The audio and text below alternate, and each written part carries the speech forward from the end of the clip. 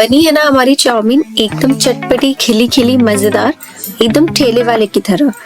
तो आज इससे चाउमीन बनाने की सारी टिप्स और ट्रिक्स आपको भी बताऊंगी, जैसे कि चाउमीन को बॉईल कैसे करना है और वेजीज किस तरह से कट करनी है। इन सभी टिप्स और ट्रिक्स को फॉलो करके आपकी भी चाउमीन इसी तरह से बनेगी। तो देर किस बात की, चलो रेसिपी शुरू करते हैं। नूडल्स बॉईल करने के लिए हमें सबसे पहले पानी को बॉईल अच्छी तरह से कर लेना है। जैसे पानी में बॉईल आ जाए, रोलिंग बॉईल हो जाए पानी, तब हम नूडल्स को ऐड करेंगे पानी में।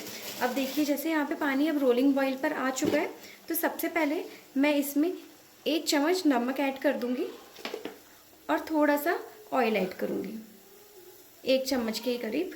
और अब मैं इसमें ऐड कर दूँगी हमारे नूडल्स। यहाँ पर मैं 3 पैकेट नूडल्स ऐड कर रही हूँ। तो यहाँ पे मैंने 3 पैकेट नूडल्स ऐड कर दिए। अब मुझे गैस की फ्लेम को ऑन रहने देना है तब तक, जब तक कि ये जो नूडल्स हैं ये आपस में अलग अलग ना हो जाए। अभी जैसे कि ये नूडल्स चिपके हुए हैं, ये आपस में पूरी तरह से अलग हो जाएंगे, तब तक मैं गैस की फ्लेम को ऑन रखूँगी।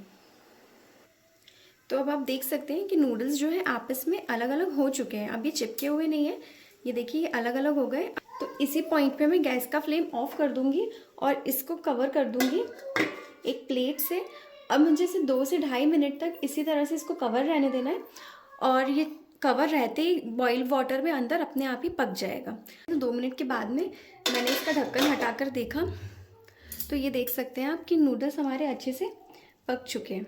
ये देखिए नूडल्स हाथ में लेके इस तरह से ये टूट रहे हैं। बस हमें इसको इतना ही पकाना होता है। इसे अगर हम लोग ज़्यादा ओवर बॉईल कर देते हैं, फिर वो सौगी सौगी हो जाते हैं, फिर जब नूडल्स बनाते हैं तो वो अच्छे नहीं लगते।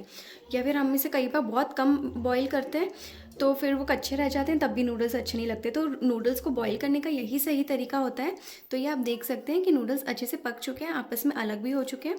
तो हमें सबसे पहले इसको रोलिंग बॉईल वाटर पे ऑयल ऐड करके हमें अपने नूडल्स ऐड करना है, और सिर्फ नूडल्स को आपस में अलग अलग होने देंगे। जो चिपके हुए नूडल्स रहते हैं वो आपस में अलग हो जाएंगे, तब हम अपनी गैस की फ्लेम को ऑफ कर देंगे और फिर उसे ढककर अपने आप बॉईल वाटर में उसे पकने देते हैं। तो वो इस तरह से पक जाते हैं। अब ये बहुत ज़्यादा भी नहीं पके और ये कच्चे भी नहीं हैं। आप देख सकते हैं ये इस तरह से टूट रहे हैं हाथों से, तो ये अच्छे से पक गए। अब मैं इसे इमीडिएटली एक छलनी में ट्रांसफ़र कर लेती हूँ।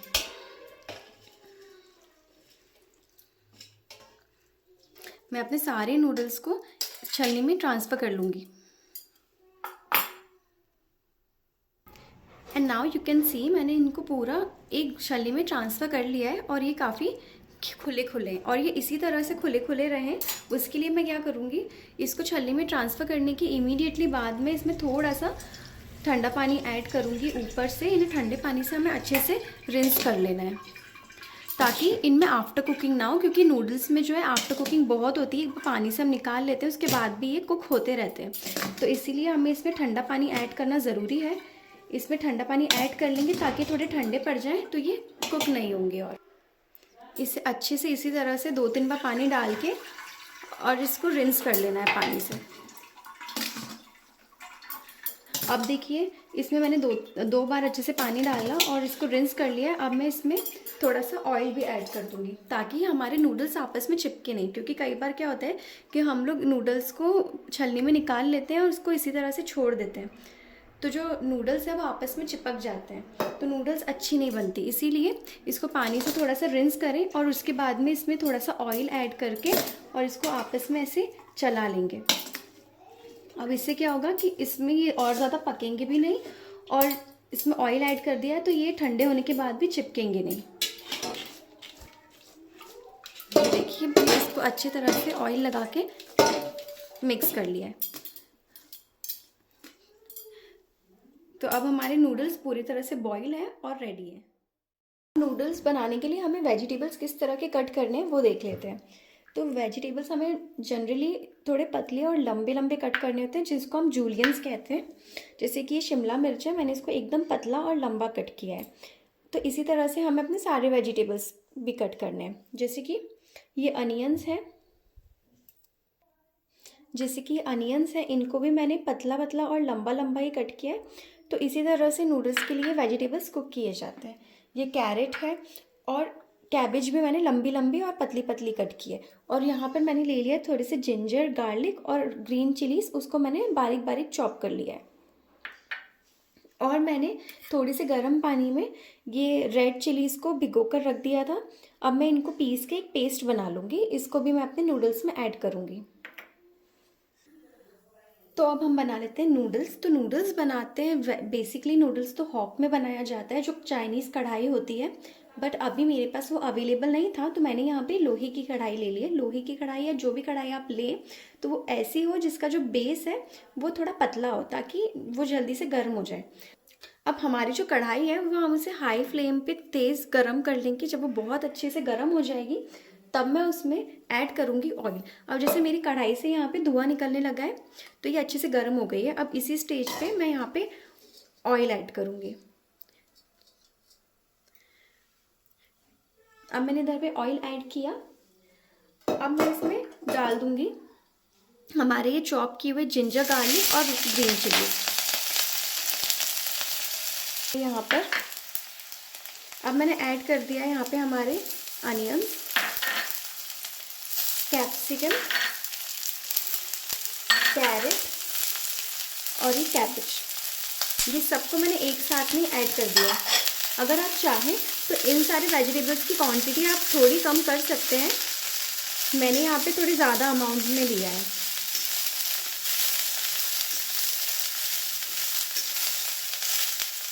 अब मुझे हमारे जो वेजिटेबल्स हैं उन्हें बहुत ज़्यादा कुक नहीं करना है, वरना उनकी जो क्रिस्पीनेस है वो चले जाएगी। इसमें क्रंच मेंटेन रखना है हमें, तो इसको मैं बहुत ज़्यादा देर तक इसको मैं फ्राई नहीं करूँगी, बस कुछ सेकंड्स के लिए। और वेजिटेबल्स यहाँ पे सॉटे हो गए, लगभग मैंने इसको 1 मिनट के लिए ही यहाँ पे कुक किया है। ओवर कुक इसे करना नहीं है। अगर हमारे पास हॉक होता तो ये और जल्दी कुक हो जाते, उसमें हमें इसको सिर्फ 30 सेकंड के लिए कुक करना पड़ता। यहाँ हम कढ़ाई में कर रहे हैं इसलिए मैंने 1 मिनट के लिए किया है। अब मैं इसमें ऐड कर दूँगी हमारे बॉइल्ड नूडल्स। मैंने जो वेजिटेबल्स हैं उनको हाई फ्लेम पर ही कुक किया था, तो आप इसे हाई फ्लेम पर ही कुक कीजिएगा, ये जल्दी से कुक हो जाते हैं। और अब मैं इसमें ऐड कर रही हूँ हमारे बॉइल्ड नूडल्स। अब मैंने यहाँ नूडल्स ऐड कर दिए, उसके बाद में मैं यहाँ डाल दूँगी 1 चम्मच भर के नमक। और इसमें 1/4 tablespoon black pepper powder add करें। और जो मैंने रेड चिली का पेस्ट बनाया था मैं वो भी ऐड कर दूँगी इसमें। मैं इसमें डाल दूँगी थोड़ा सा केचप, थोड़ी सी अमाउंट में विनेगर और थोड़ा सा ही सोया सॉस। अब मैं इसे अच्छी तरह से मिक्स कर लूँगी आपस में।